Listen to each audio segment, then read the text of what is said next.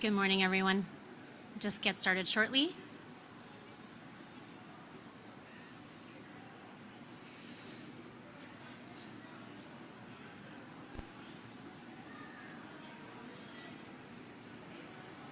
Happy travels, happy March break, everybody.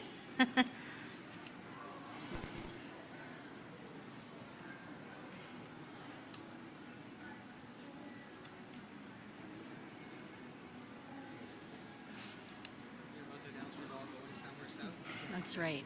Omar's taking us somewhere today. He's got his south to Windsor.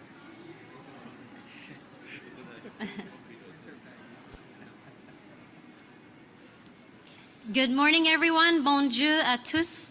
I want to begin by acknowledging that we are gathered on the traditional territory of the Mississaugas of the Credit First Nation and the Haudenosaunee, the ancestral lands of the Huron-Wendat, and home to many diverse Indigenous peoples, First Nations, Inuit, and Métis peoples. My name is Richie Valdez, the Member of Parliament of Mississauga-Streetsville, and I'll be your host for today's proceedings. I'm pleased to be here with my colleagues, Peter Fonseca, MP for Mississauga East Cooksville, Francesco Sarbara, MP for Vaughan Woodbridge, and Shafkat Ali, MP for Brampton Centre, as well as with the Transport Minister, Omar Alghabra, to join him in making this important announcement today. Please join me in welcoming Omar Alghabra to speak.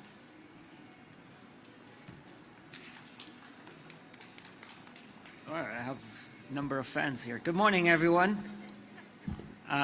Thank you very much, Richie. It's great to be with all of you. Thank you all for being here. Again, I want to reiterate that I'm pleased to be here with my friends, Peter, Richie, Shafkat, and Francesco. I also want to start by thanking workers in the air sector for their hard work, including this week, as many people begin their March break. And happy March break week, everyone.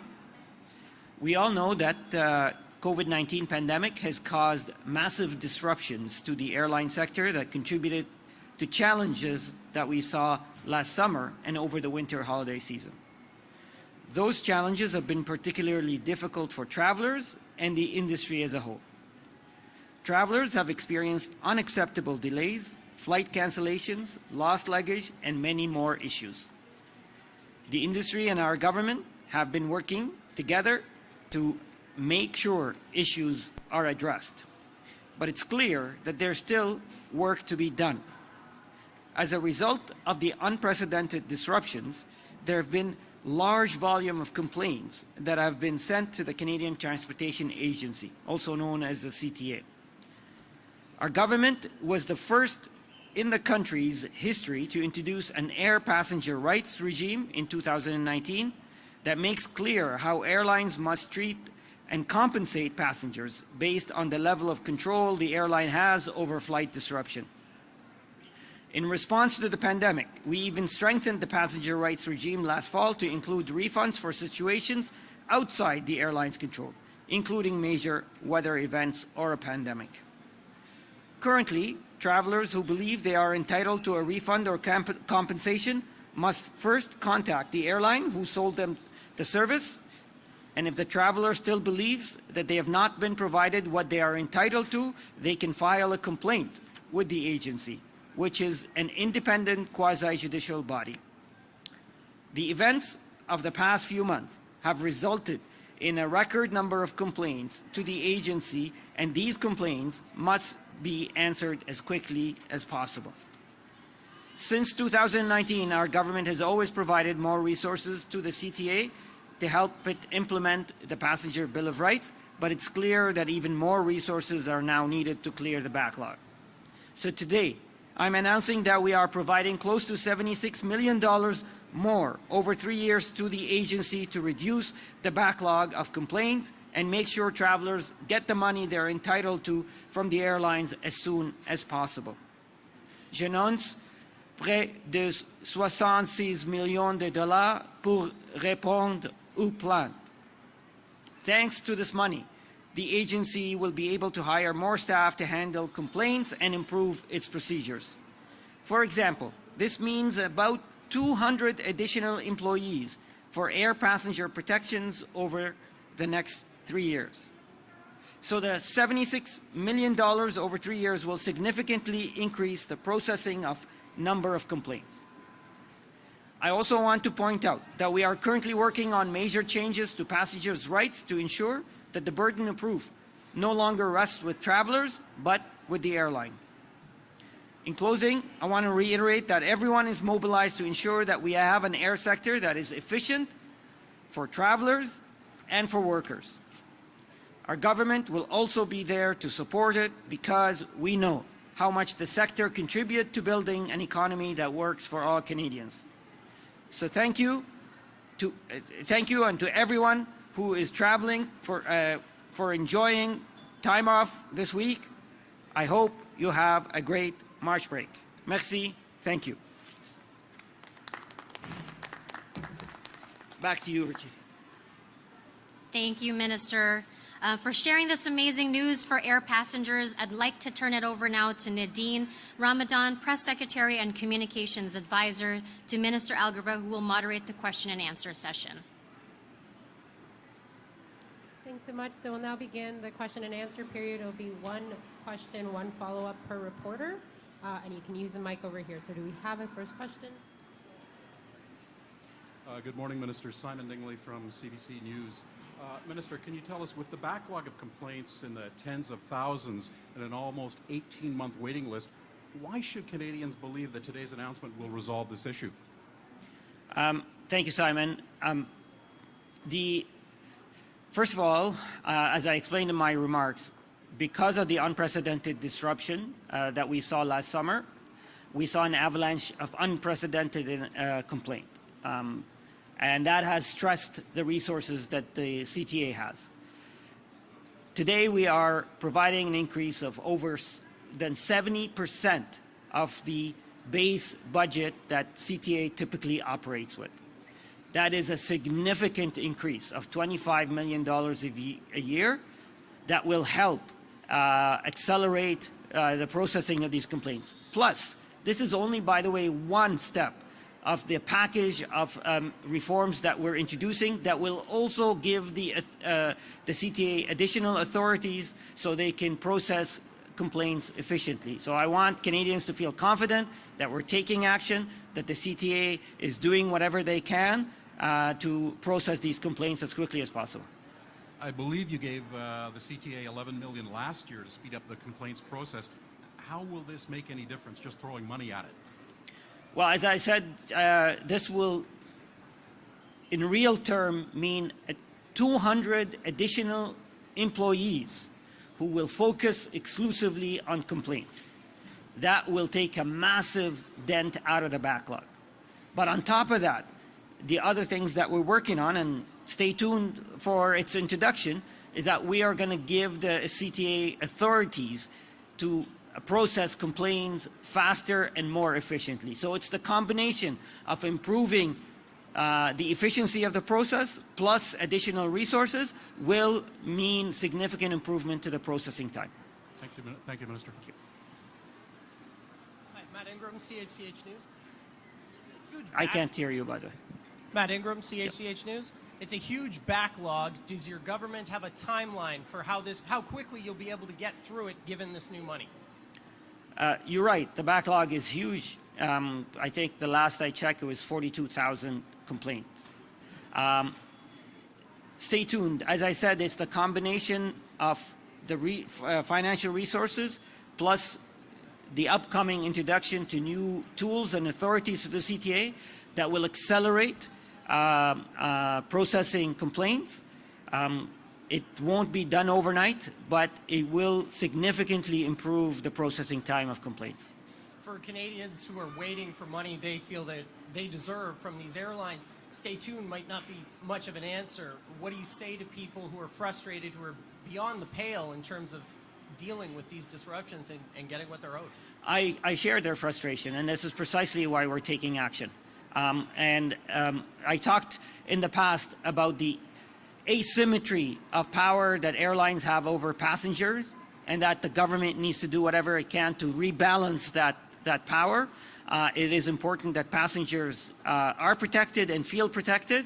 There have been unprecedented disruptions that we saw last summer, not only in Canada, but around the world. We are one of the jurisdictions that actually learning from those lessons that we learned over last year, and we are taking action. So the answer when I said stay tuned is the time that that I expect the backlog to be cleared. It's hard for me to tell you exactly what the time is, but we are taking serious action that includes resources plus improved processing time. Thank you, sir. Good morning, Minister Aman Al-Hamidi with the Canadian Press. On the question of passenger compensation, airlines constantly cite safety-related issues as a reason for flight cancellation. But advocates say this loophole in the passenger rights charter has deprived passengers of millions of dollars in compensation. This loophole doesn't exist in the European regulations. Will the government close this loophole of safety issues that fall within the airline's control in its overhaul of air passenger bill of rights? The short answer is yes. We are working on strengthening and clarifying the rules to ensure that we make a distinction. Obviously, we don't want planes to fly when it's unsafe to do so, but there are certain things that are within the control of the airlines, and we need to have clearer rules that that puts the responsibility on the airlines when it's their responsibility. So yes, and as I promised Canadians, we are going to be tabling these new rules this spring. Okay.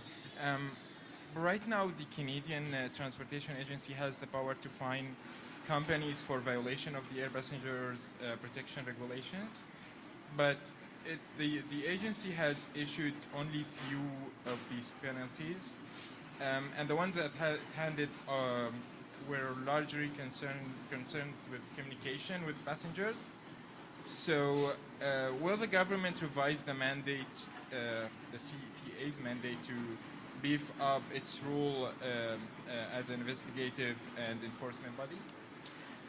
Look, the Canadian Transportation Agency is a quasi-judicial independent body that it is important that it does its operation independent and separately from politicians and government.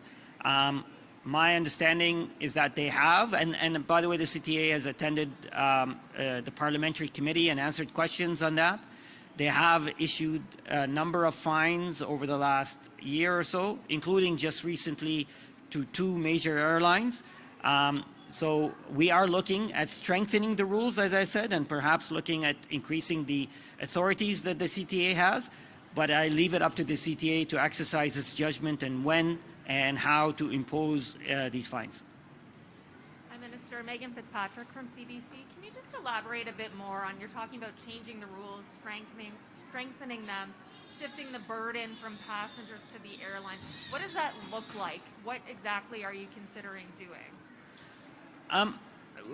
We've had conversations about this over the last few months. Is that the disruptions that took place last summer have exposed certain vulnerabilities in the regime that we have, and the idea here is that we want to create an incentive for airlines so that they deal with the complaints themselves when a passenger has a complaint instead of deferring to the CTA, and that if they choose to defer to the CTA, there will be a disincentive for the airlines to do so.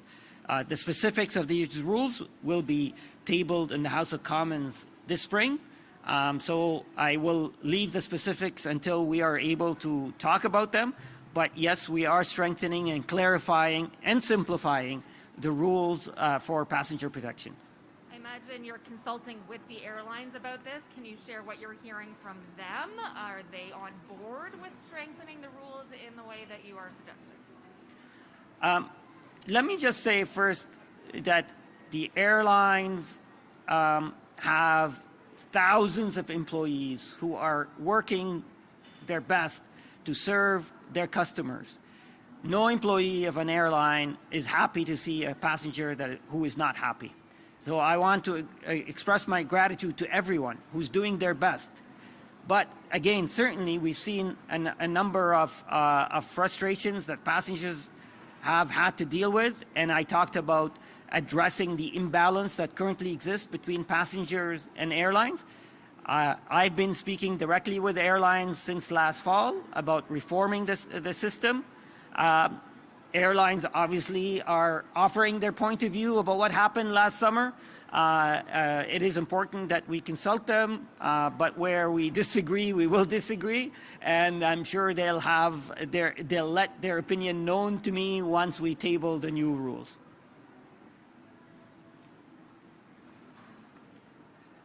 Hi, Tina Daniel with City News. Here at Pearson, we've heard a lot of issues with staffing and staffing levels not getting to where they need to be in order to address some of the problems that we've been seeing. So I want to know how what the government is doing to kind of address those issues, because they're still at haven't reached pre-pandemic levels. Yeah, thank you for raising that, Tina. Indeed, the entire economy is dealing with chronic labor shortage, but certainly the air sector particularly has been grappling with labor shortage. At Transport Canada and at the government level, we've been working together with them at identifying certain bottlenecks to accelerate the hiring and training of new employees, including improving the efficiency of security screening, how it's done, including improving the efficiency of providing commercial pilots with licenses. So we are working together with them. I am also, as part of the broader package that I am working on for the transportation sector, I am looking forward to introducing new tools that will help the sector attract more employees. We're working with the Minister of Immigration, we're working with the Minister of Employment at identifying other tools to help the sector attract more of the labor that they're looking for. Okay, do we have further questions? All right, hearing none, that concludes our Q&A. Thanks. Thanks, everyone.